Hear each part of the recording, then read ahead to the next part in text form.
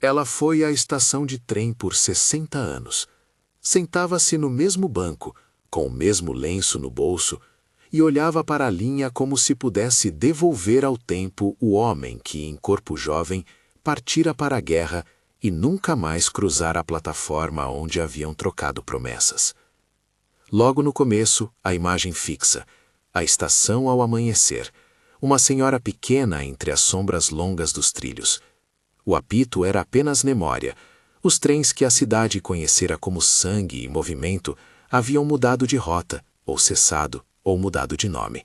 Ainda assim, ela ia, sempre às 9 horas, ou quando o calendário marcava uma data que lhe dizia respeito, o aniversário do casamento, o do embarque, o dia do retorno que não veio.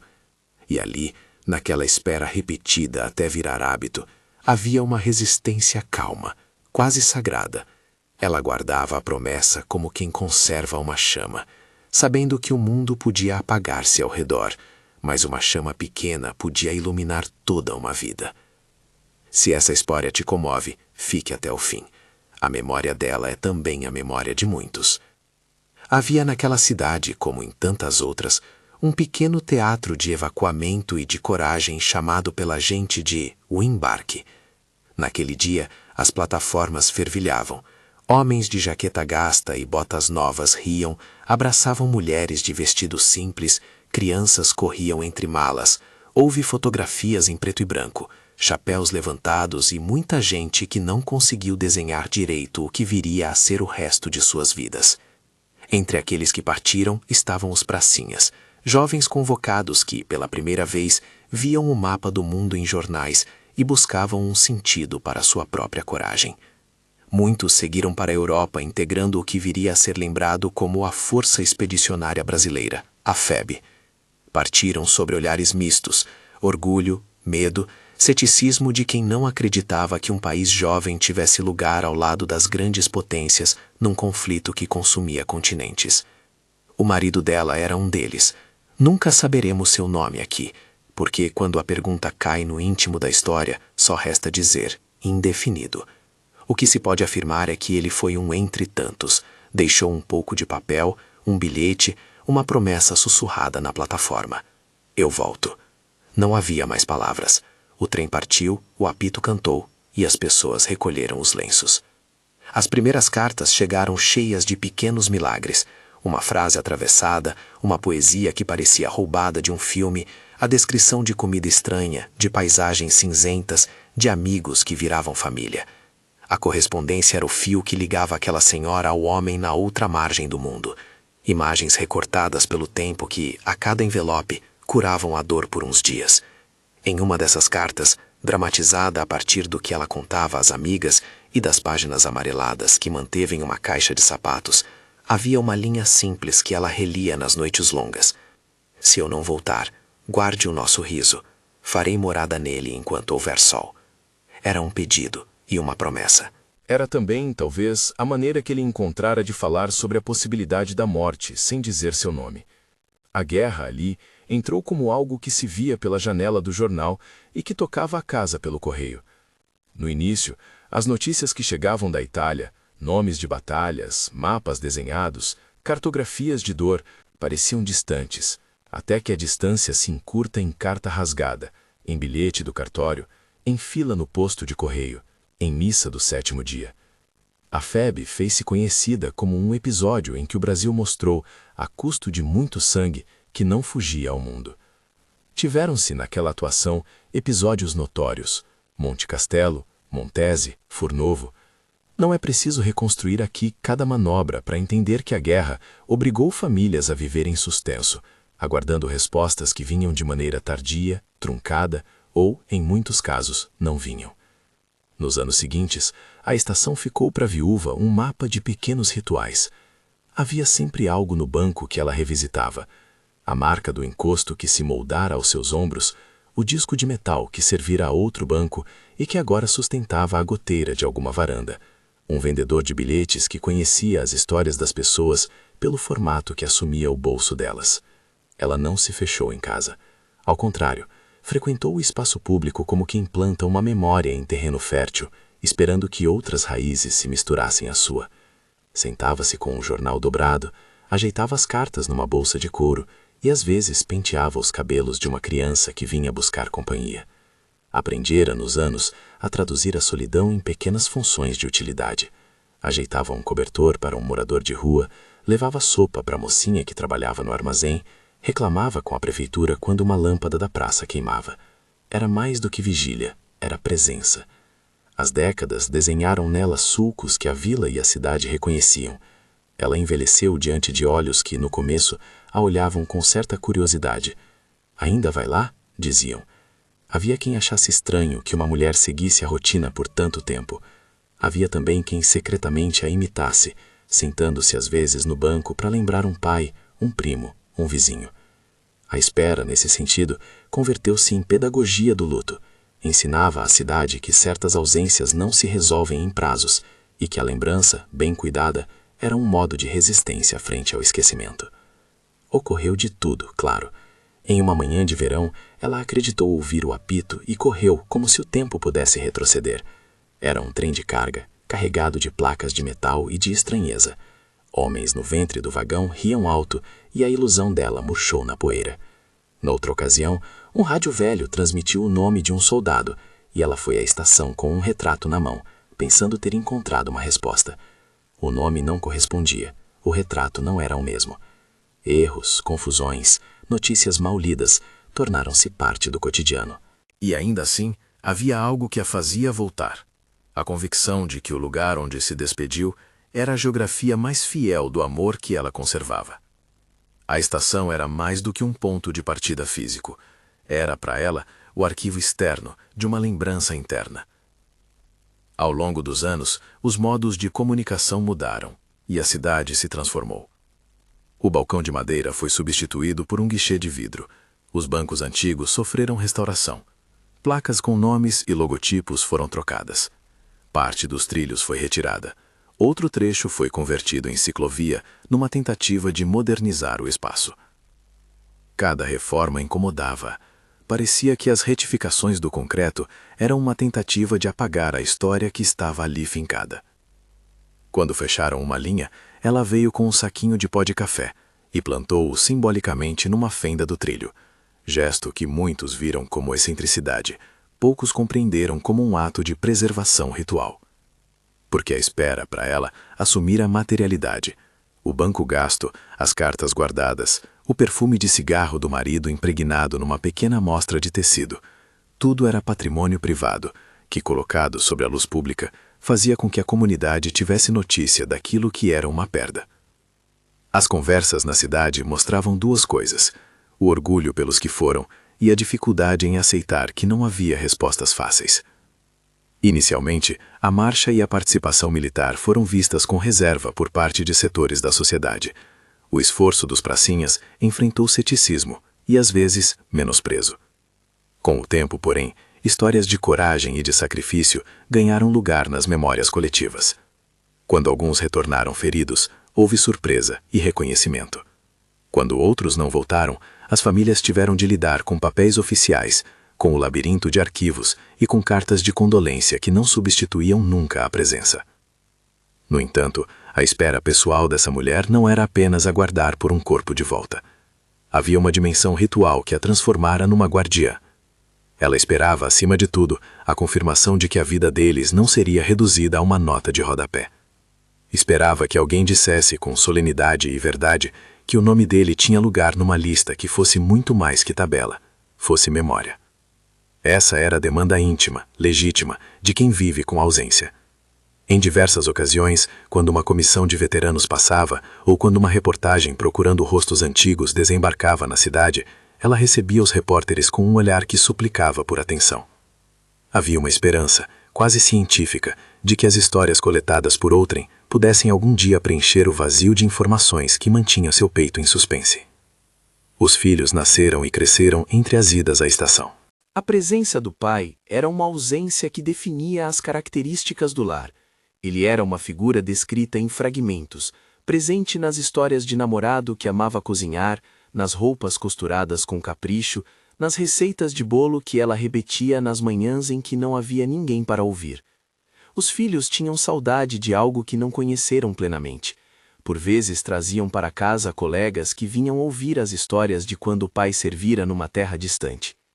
Filhos que, com paciência, descobriram na espera da mãe uma lição paradoxal. A perseverança no amor era também uma forma de serviço cívico, porque, garantida a imagem daquele soldado, o país, mais tarde, reconheceria, ou deveria reconhecer, o valor daquele conjunto de nomes que havia partido. Ainda que a vida seguisse, houve episódios que acentuaram o drama de uma espera que teimava em não terminar. Em certa época, durante uma onda de reorganização dos arquivos militares, documentos antigos foram examinados por pesquisadores. Surgiram listas incompletas, papéis com carimbos, indefinido, morto em combate, desaparecido. O aparecimento desses pedaços de papel propagou na cidade a mesma inquietação dos primeiros anos. Para ela, que tudo guardava, a ciência dos arquivos parecia ao mesmo tempo promessa e tortura. Promessa porque poderia finalmente trazer luz. Tortura porque qualquer clarificação podia vir embrulhada em palavras que apenas institucionalizavam a ausência. Houve também, apesar da tristeza, momentos de ternura que atravessavam as estações da espera. Uma vizinha que aprendera a passos de compaixão a costurar, reparava os vestidos dela. Uma equipe de alunos, de uma escola local, certa vez veio até o banco da estação com uma placa que dizia: "Aguardamos com vocês". Esses gestos pequenos transformaram a dor individual em algo que a cidade reconhecia e que passava a fazer parte de um patrimônio coletivo. A viúva respondia, com olhos lúcidos, com abraços demorados e com um agradecimento que era ao mesmo tempo explicação e recusa de explicação. Não buscava restauração pessoal, buscava reconhecimento. Enquanto isso, fora das fronteiras da cidade, o país e os historiadores reavaliavam o lugar das campanhas que haviam levado tantos jovens além-mar. As manobras em regiões como Monte Castelo e Montese chegaram aos livros com páginas que celebravam e investigavam. A imagem do soldado brasileiro no fronte europeu passou de dúvida para a admiração em muitos círculos. Mas para as famílias que haviam perdido respostas, essas narrativas oficiais muitas vezes falavam uma língua diferente, a dos mapas, não a dos afetos. Assim, a cidade se encontrava em duas temporalidades, a acadêmica e a vivida. A viúva, sentada no banco, tornava-se a interlocutora sem voz dessa temporalidade cotidiana. Tinha para oferecer não mapas, mas recordações, objetos, cartas, um fôlego de vida que não se transcrevia facilmente. As amizades que fez entre outros veteranos e famílias foram fundamentais. Havia uma senhora que vinha com cachecol e contava de um irmão que voltou com um membro faltando. Havia um homem que trazia uma foto de grupo e apontava com orgulho para rostos que a viúva observava como se buscasse, nos traços alheios, alguma semelhança com o marido. Esses encontros resultaram em jantares improvisados, em acertos de datas e em pequenas celebrações de memória que, ao longo do tempo, viraram ritual municipal. Um dia por ano, a cidade reunia-se para ler nomes de ausentes e homenagear quem esperava. Para ela, aquele dia tinha a ambivalência de uma vitória e de uma ferida aberta. Era bom porque reconhecia, era ruim porque mantinha a pergunta sem resposta em nome oficial.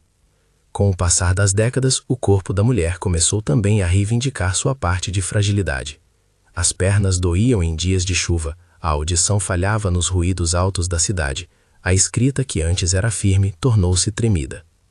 Ainda assim, os hábitos permaneceram. A máquina de costura que usava para pequenos serviços foi relegada ao canto do quarto, mas as cartas e fotografias, essas continuaram no centro da casa, amarradas com fita, guardadas num saco onde o cheiro de tempo se misturava ao perfume que ela usava desde jovem. Um neto, já moço, aprendeu a ler para ela relatórios de busca que chegavam de tempos em tempos.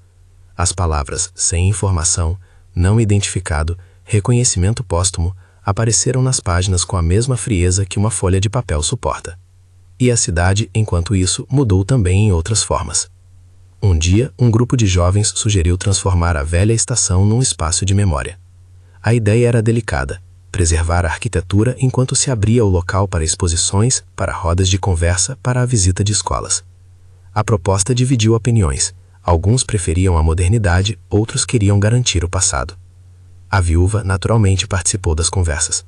Preferia, por sobre as celebridades e prêmios, um detalhe simples, que o banco onde se sentava permanecesse intacto. Para ela, aquilo era menos egoísmo e mais ecologia do afetivo, um espaço que guardava a sua relação com o marido e com a cidade. Em uma dessas sessões preparatórias, um veterano idoso falou sobre as listas que lá constariam e disse com voz embargada que cabia aos vivos dar lugar aos nomes dos que partiram. Discurso semelhante correra nas rádios locais e em algumas reportagens. Havia interesse renovado pelo passado, por uma razão que misturava culpa e desejo de reparação. Para a viúva, a possibilidade de que o nome do marido figurasse num memorial urbano era ao mesmo tempo consolo e limitação. Consolo porque o reconhecimento público concede visibilidade. Limitação porque o nome em bronze não devolve o movimento do corpo, o tom de voz, os pequenos hábitos que só a vida íntima conhecia. A vida, como se sabe, é feita de instantes que, numa narrativa longa, se destacam como pedras de um caminho. Teve um momento, numa tarde de outono, em que um jovem arqueólogo de arquivos bateu à porta da cidade trazendo uma pasta pesada de documentos microfilmados. Vinha de uma capital distante, contratado por uma ONG que rastreava documentos de guerra e correspondências. Sua entrada na estação mudou o ritmo estabelecido. Diferentes perguntas foram feitas, diferentes olhares se cruzaram. Ele dissera que havia encontrado menções a um grupo de soldados que participaram de uma operação em que a identificação dos corpos fora complicada, coordenadas, apelidos, relatórios truncados. Ele perguntou sem improviso se a senhora aceitava mostrar as cartas que mantinha. Aceitou. Quando o jovem abriu a pasta, as páginas de microfilme pareciam minúsculos retratos de vidas. As palavras digitadas, os carimbos de um arquivo distante, tudo soava como uma promessa que podia finalmente ter substância. Ele comentou com cuidado que muitas vezes os registros oficiais tratam nomes como dados e não como vivências, que ainda assim, às vezes, uma coincidência documental era o ponto de partida para conversas que produziam sentido. Naquela pequena sala de espera da estação, entre um vapor de café e a luz amarelada, os dois folhearam papéis. A presença do jovem arquivista serviu por algumas semanas como um fio novo. Ele voltava com perguntas, com cópias de listas, com um olhar que transformava as cartas da senhora em peça de investigação. Não prometeu milagres. Há possibilidades, disse, há caminhos, mas precisamos confirmar. A linguagem técnica trazia esperança e, ironicamente, preservava o mistério. Para ela, que já vivera tantos enigmas, falar com alguém que pudesse traduzir o passado em documentação foi abrir uma porta que estava entreaberta há décadas. Ainda assim, a cidade ensinara a desconfiar da possibilidade de encerramento fácil. A espera tinha se tornado uma prática que, quando interrompida bruscamente, deixava um vácuo perigoso. Daí a ambivalência ao ouvir termos como possibilidade e investigação. A esperança vinha condicionada a um trabalho que poderia revelar nomes, mas também poderia deixar aquelas mesmas perguntas ecoando, agora mais documentadas, porém não menos dolorosas. O jovem arquivista, antes de partir para buscar mais arquivos, ofereceu uma sugestão, que a senhora registrasse tudo o que lembrava em um caderno, que detalhasse datas, nomes de vizinhos, marcas em fotografias, trechos das cartas. Era uma proposta prática, quase administrativa, mas trazia um efeito inesperado. Ao transformar memórias em escrita organizada, ela começou a ver padrões, lembrar de datas que antes lhe escapavam, recuperar frases que julgara perdidas. As memórias, por sua vez, ganhavam corpo. Onde antes havia flutuação, agora havia matéria. E com a matéria vinha a possibilidade de cruzamento com documentos. Ao terminar uma das sessões, o arquivista disse algo que ficou gravado na mente dela. Às vezes, o arquivo só precisa de gente que traga a sua memória para que uma história se desenhe. Ele não prometeu restituição do marido, não falou de retorno impossível. Falou de reconhecimento, de reconstrução. Para uma mulher que há 60 anos ia à estação, isso era uma oferta difícil de recusar e perigosa ao mesmo tempo. Dava-lhe a chance de arrumar suas gavetas internas. E alterar gavetas, mesmo que de papel, mexe em coisas que estavam quietas. Nos meses que se seguiram, a cidade ouviu falar de uma possível colaboração entre a ONG e o município para digitalizar documentos. A iniciativa gerou debates, recolhimento de materiais, recolhimento de histórias. Alguns viram nisso uma oportunidade para enfim trazer à luz o possível destino de muitos que ficaram indefinidos. Outros lembravam que as certezas são raras e que o que se chama de resposta nem sempre enche o espaço que se imaginava. No entanto, a viúva, com o caderno agora repleto de anotações e com a pasta de cartas sempre ao lado, passou a ter uma rotina nova. Além das idas ao banco da estação, passava horas revisando as fotografias, alinhando datas, comparando postais, corrigindo nomes que haviam sido mal escritos por mãos afastadas. Foi nesse movimento que, numa manhã de chuva miúda, ela recebeu uma visita inesperada. Um homem de meia idade, com um sobretudo escuro e uma pasta de couro, que se apresentou como voluntário de uma pequena comissão de história local. Ele disse com cautela que havia encontrado entre os papéis do arquivo municipal uma correspondência endereçada a um militar cuja identificação estava incompleta, e que a letra naquela carta lembrava vagamente os traços de algumas das cartas que a senhora mostrara tempos atrás. Não deu muitos detalhes. Tinha em mãos apenas um envelope amassado e uma xerox desbotada de um carimbo. A notícia espalhou-se em silêncio. Na manhã em que aquele homem apareceu, ela foi à estação mais cedo do que de costume. O banco parecia maior. Havia algo de novo no ar, uma expectativa amarga que misturava alento e medo. Quando o visitante se aproximou, ela percebeu que as mãos dele tremiam levemente, não por frio, mas pelo peso do que trazia. Ele ofereceu-lhe o envelope. Era um documento administrativo, com carimbo e assinatura quase ilegíveis. As palavras, quando lidas em voz baixa, não garantiam nada. Falavam de informação incompleta, de necessidade de averiguação, de registro pendente.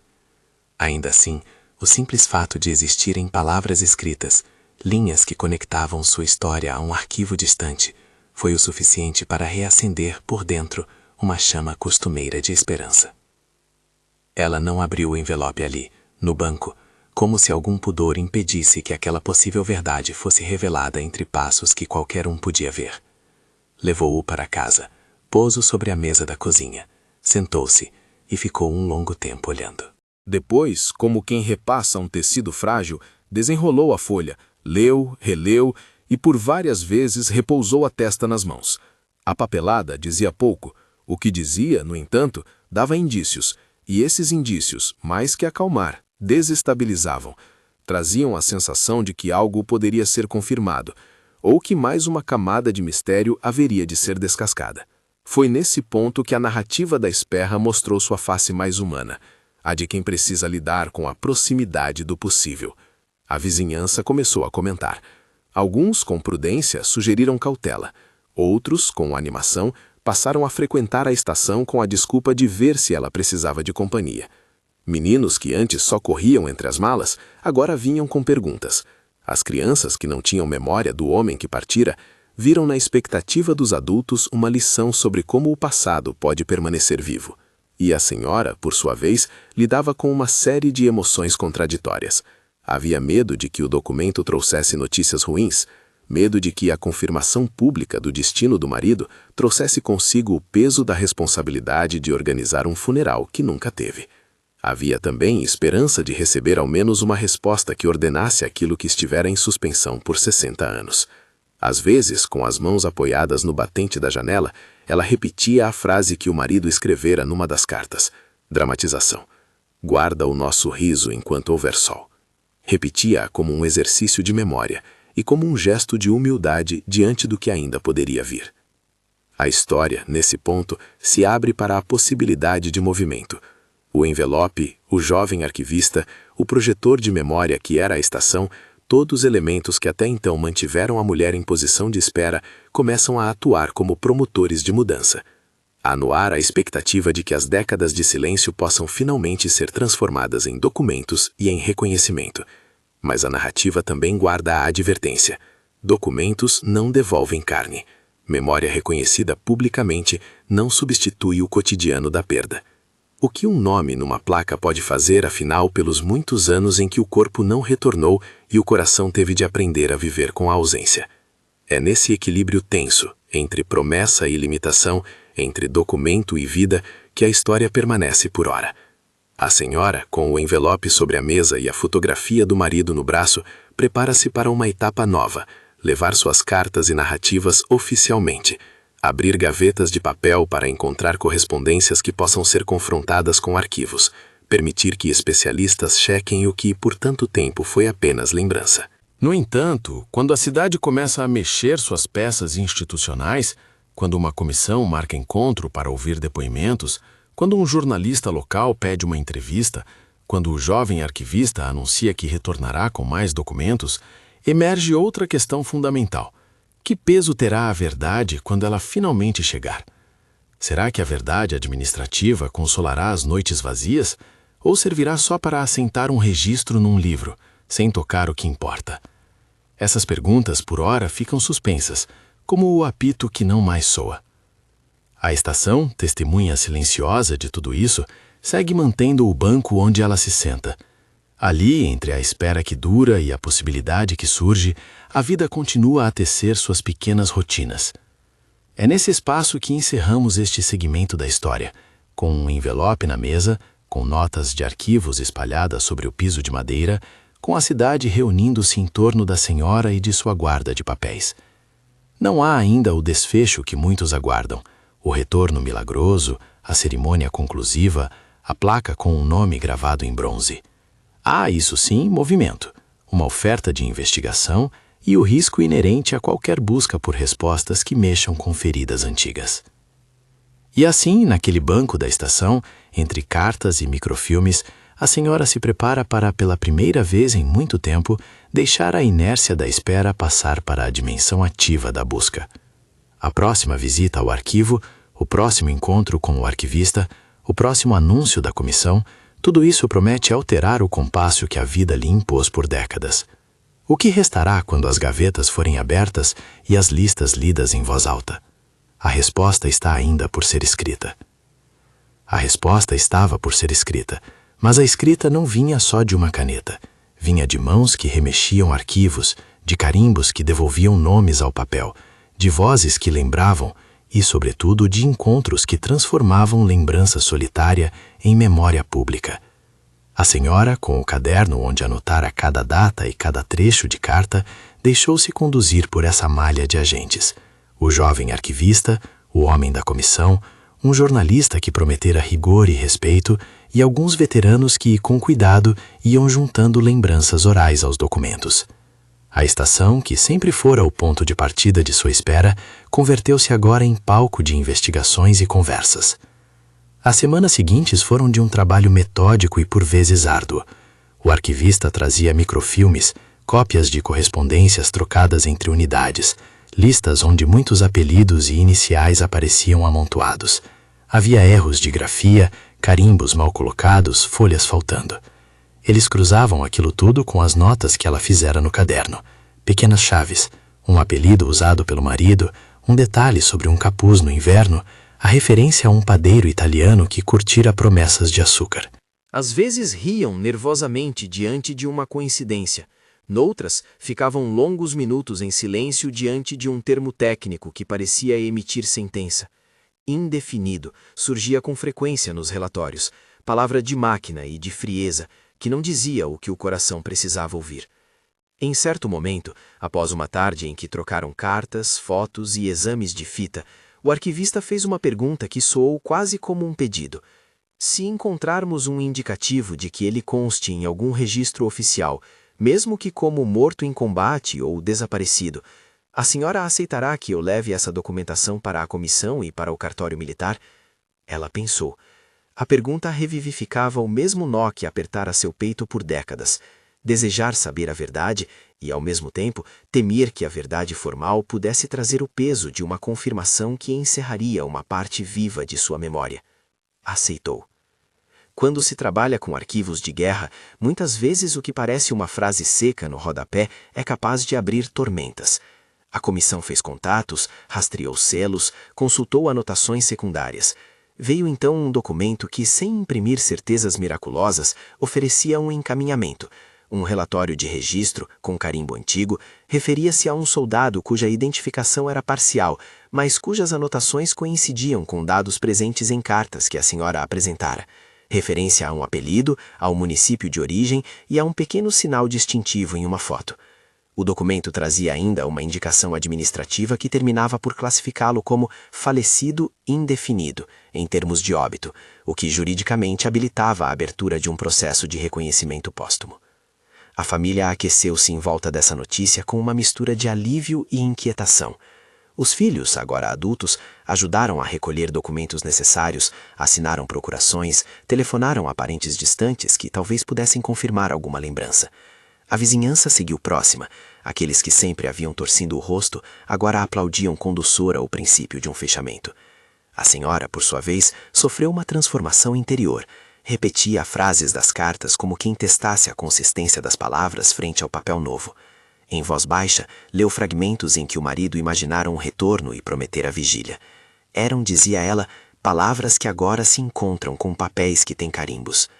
Houve debates sobre a melhor forma de proceder. Alguns na comissão defendiam um anúncio público discreto, uma carta formal entregue em mãos, um registro no cartório, talvez uma pequena menção em jornal local. Outros propuseram algo maior, uma cerimônia que reconhecesse não só o homem indefinido que partira, mas o coletivo de famílias que suportaram ansiedades semelhantes. A mulher, ao ser consultada, quis participar da decisão. Não queria transformar a dor em espetáculo, dizia, mas também precisava que o acontecimento fosse marcado de maneira que as futuras gerações entendessem o que significava esperar por 60 anos. A escolha, mediada com sensibilidade, foi por uma cerimônia pública, mas com tom contido. Na estação, que havia recebido sinalizações de restauração e um projeto de conversão em espaço de memória, seria instalada uma placa, na qual figurariam nomes de soldados da cidade e uma chamada aos que aguardaram. O nome do marido apareceria ali apenas como indefinido, seguido da indicação documental que a comissão havia conseguido. Um reconhecimento formal, que serviria de ponte entre a ausência privada e a história pública. Os preparativos foram simples, mas carregados. Alunos da escola local confeccionaram flores de papel. Veteranos emprestaram uniformes antigos para que as crianças entendessem formas e texturas. A prefeitura providenciou um pequeno palco, microfone e um sistema para leitura de nomes. Numa reunião prévia, a senhora pediu que o banco em que sempre se sentara permanecesse exatamente no lugar e que uma foto antiga do casal fosse exposta ao lado da placa. "O banco é o meu altar", disse calmamente, e ninguém questionou. Na manhã da cerimônia, havia neblina baixa sobre os trilhos e a estação cheirava a terra molhada. Pessoas do bairro chegaram cedo, como quem se coloca em vigília por respeito. Alguns vinham por curiosidade, outros por empatia. Muitos traziam lembranças próprias. O arquivista, com os olhos vermelhos de quem tinha vivido noites de pesquisa, levou para a velha senhora as pastas que sustentavam a decisão administrativa. Ela as tocou, como quem toca um objeto sagrado. As falas foram curtas e medidas. Um veterano de voz rouca falou do erro original de subestimar homens que partiram para além das margens do conhecido. Recordou que a guerra não terminava para alguns com o fim dos combates. Continuava nos arquivos e nas mesas das cozinhas. Um representante da comissão falou sobre a complexidade da identificação e por que, às vezes, levar um nome a um memorial é mais do que um ato simbólico, é um reconhecimento jurídico e humano. Não houve fanfarras, não houve retórica inflamada. A solenidade quis ser um espelho do que se lhe pedia, reverência sem histeria. Quando leram o nome, ou melhor, quando anunciaram a inscrição que acompanharia o memorial, houve um silêncio que parecia feito de coisas que se dissolviam. As palavras soaram assim: indefinido, reconhecido documentalmente por meio de averiguação administrativa como falecido em serviço. Ela ouviu e, por um instante que durou o tempo de uma respiração, a sala virou câmara de ar. Era, reconheceu, o fechamento de uma franja do seu sofrimento, a burocracia que finalmente denominara o vazio. Depois foi chamada ao pedestal. Foi pedir que não se fizesse nenhuma condecoração. Pediu apenas que o banco permanecesse e que o retrato ficasse visível. Aproximou-se da placa, tocou o metal com um dedo trêmulo. Era um gesto pequeno, quase privada, e nela se manifestou a mistura de alívio e dor que a confirmação traz. Alguns choraram, outros apenas se contiveram para não transformar a ocasião em algo maior do que desejara. Naquele mês, a imprensa local noticiou a cerimônia com textos respeitosos. Amigos de fora escreveram cartas. Mas o reconhecimento público não apagou a ambivalência. Nas semanas posteriores, a senhora experimentou momentos de calma e, ao mesmo tempo, horas em que a ausência parecia ainda mais presente, como se o ato simbólico tivesse colocado um peso real sobre o que antes flutuava. Sentiu pela primeira vez a necessidade de reorganizar a casa. Decidiu que as cartas que guardara por 60 anos mereciam um lugar de honra e não mais um saco escondido.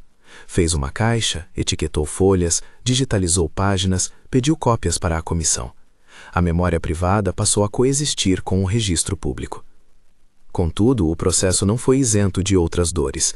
Surgiam perguntas sobre o que fazer com restos materiais, com roupas que permaneciam intocadas. A vizinhança ajudou. Uma costureira lavou um uniforme que estava guardado. Uma jovem do coletivo local pediu para digitalizar as cartas para preservação escolar. Esses atos não eram apenas utilitários. Eram formas de partilhar o peso para que não recaísse só sobre ela.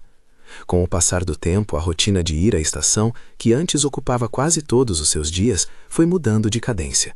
Ela continuou a frequentar o banco nas datas que marcaram sua vida, o aniversário do casamento, o dia do embarque, o dia do início da campanha de buscas. Entretanto, houve dias em que preferia ficar em casa, folhear as cartas com uma caneca de chá e ouvir as crianças da vizinhança aprenderem as histórias. Avançava pela primeira vez em décadas um pequeno deslocamento. A espera continuava, mas já não era a única atividade que ocupava seu tempo.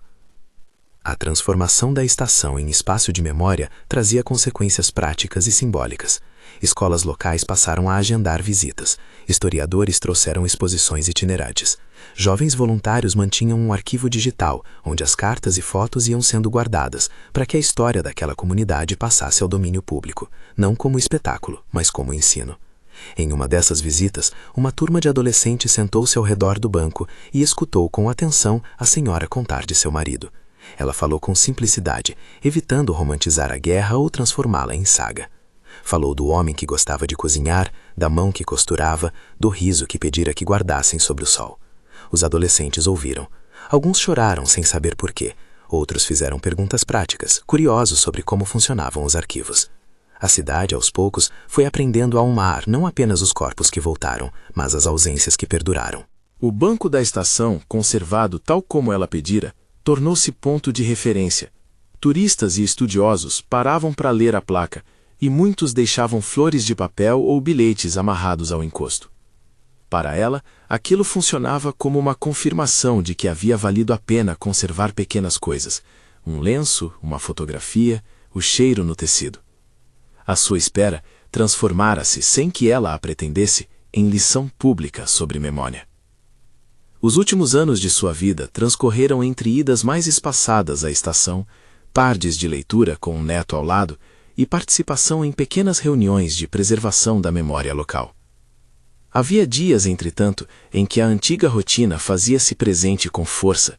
Em dias de inverno, quando o vento cortava as ruas e os trilhos rebrilhavam com um brilho frio, ela sentia sede de estar no banco, como se a presença física ajudasse a manter acesa a conexão com o que partira.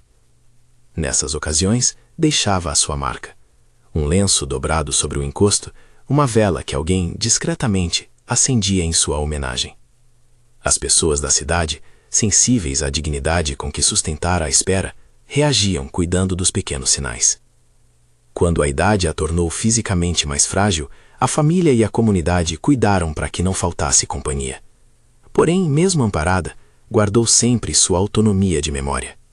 Continuava a ler e a reler as cartas, a contar episódios àqueles que vinham ouvi-la, a marcar as datas no calendário com uma tinta que parecia resistir ao tempo. A cada relato, a cada reiteração de uma frase do marido, a narrativa doméstica se empilhava e se tornava documentação viva. Era como se a estarrecida constatação de que o corpo não voltara fosse curvada por uma força bem diferente, a força do testemunho repetido, que insistia em dizer que as coisas tinham acontecido e que mereciam ser lembradas. A cidade, agora com a estação integrada a uma pequena rota de memória, começava a perceber outras faces daquela experiência. O retorno tardio de reconhecimento não reparava todos os vazios, mas evitava que o silêncio institucional transformasse o sacrifício em anedota. A presença da placa com o nome indefinido e a explicação documental passou a ser uma referência administrativa e emocional. Professores incluíam discussões sobre a vida das famílias de pracinhas nas aulas. Historiadores vinham pesquisar as pequenas cidades para entender como o deslocamento de homens havia alterado tecidos sociais. Jovens voluntários examinavam as cartas como quem descobre filigranas de histórias que ajudam a construir cidadania.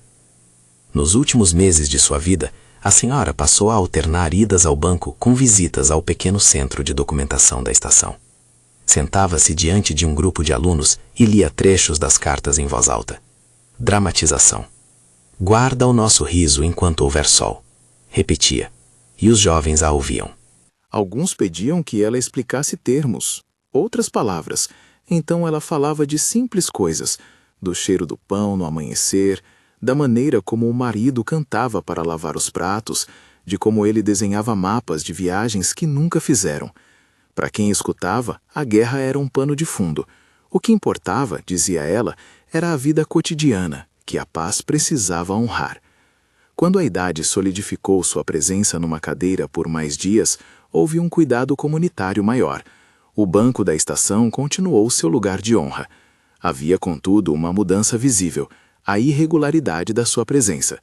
Algumas manhãs ela já não aparecia, outras surgia por instinto, como se fosse impossível desvincular a cara do mundo desse gesto aprendido por 60 anos. Nessas caminhadas finais até a estação, apoiava-se num bastão e era amparada por netos e vizinhos. Todos sabiam que ali havia uma história que ultrapassava o indivíduo e que necessitava de transmissão. A humana condição de espera que ela vivera tão intensamente ensinou algo à cidade. O reconhecimento público é necessário, mas a memória se sustenta, sobretudo, nas práticas cotidianas. O banco, as flores, as cartas, a placa, tudo isso compõe uma rede que protege do esquecimento. E a prática da cidade de cuidar daqueles rituais mostrou como a memória comunitária pode funcionar como uma justiça simbólica, quando a justiça formal tarda. No fim, a senhora morreu em paz relativa, cercada por filhos, netos e vizinhos que haviam aprendido com sua história. Não houve tragédia, e tampouco houve consolo absoluto. Houve sim uma despedida sentida. No velório, as cartas que por décadas estiveram guardadas foram expostas com cuidado. As fotografias emolduradas chegaram a ser tocadas por mãos que até ali só as tinham visto de longe. Alguns veteranos a acompanharam e, num gesto que ninguém planejou, leram em voz baixa trechos das cartas. A cidade compareceu. Um menino entregou ao pastor, sem proselitismo, apenas como mediador, uma flor de papel.